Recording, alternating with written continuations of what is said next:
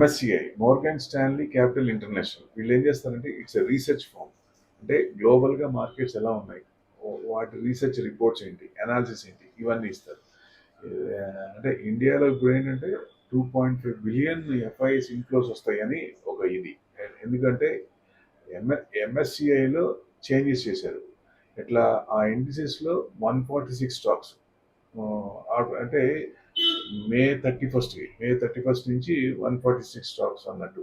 అంతకుముందు 136 ఉండేవి, ఇప్పుడు యాడ్ చేస్తారు. అంటే 13 స్టాక్స్ యాడ్ చేస్తూ, ఇండియన్ స్టాక్స్ 13 యాడ్ చేస్తూ ఒక 3 తీశారు. అంటే పెర్ఫార్మెన్స్ బాగున్నాయి తీసేస్తారు. ఇవేంటంటే కంపెనీ బలాన్ని బట్టి, వాటి బిజినెస్ బట్టి, గ్రోత్ని బట్టి కొన్ని రీషఫుల్ చేస్తూ ఉంటారు. గ్లోబల్ ఇండెక్స్ సర్వీసెస్ ప్రొవైడర్స్ లో ఎంఎస్సిఐ అని 13 స్టాక్స్ ఇంక్లూడ్ చేశారు, 3 స్టాక్స్ ఎగ్జిట్ అయినాయి. ప్రీవియస్ గా 136 ఉండేవి, 146 అయినాయి. మే 31st ఈ డిఫరెన్స్ అంటే ఆ స్టాక్స్ అన్ని ఇదైపోయి మళ్ళీ ఇది వస్తుంది అనమాట. గ్లోబల్ ప్యాసివ్ ఫండ్స్ అంటే విట్నెస్ అబౌట్ ఈ షఫ్లింగ్ లో కొన్ని కంపెనీస్ ఎక్కువ స్ట్రెంత్ ఉన్న కంపెనీస్ లో గ్లోబల్ గా వాళ్ళకి ఈ కంపెనీస్ మీద ఇంట్రెస్ట్ ఉంటాయి. 2.5 బిలియన్ దాకా రావచ్చు అనేది ఒక expectation. So global passive funds ETFs లో కూడా వాటి పోర్ట్ఫోలియో కూడా మారుతుంది కదా. So based on indices. So allocation changes అవుతాయి కాబట్టి వాటి చిన్న చిన్న చేంజెస్ వచ్చినా ఎలొకేషన్ చేంజ్ అవుతాయి. సో ఈ ఎలొకేషన్ చేంజ్ అందువల్ల చాలా మటుకు మంచి మంచి స్టాక్స్, గ్రోత్ ఉన్న స్టాక్స్ షఫుల్ అవుతుంటాయి కాబట్టి సో డెఫినెట్గా ఈల్డ్ ఎక్కువ వస్తుంది అనేది. అంటే కరెంట్ 18.3 ఉన్నది 19% వరకు రావచ్చు అనేది.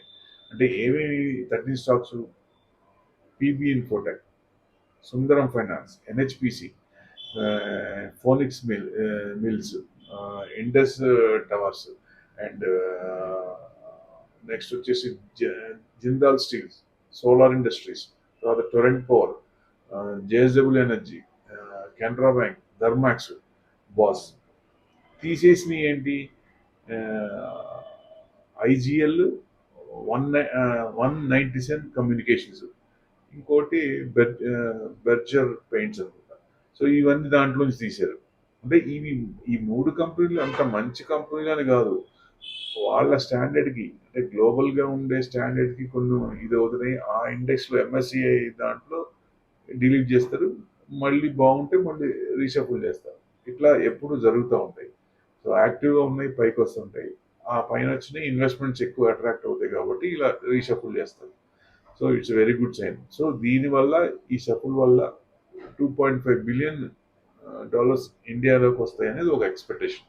Thank you very much.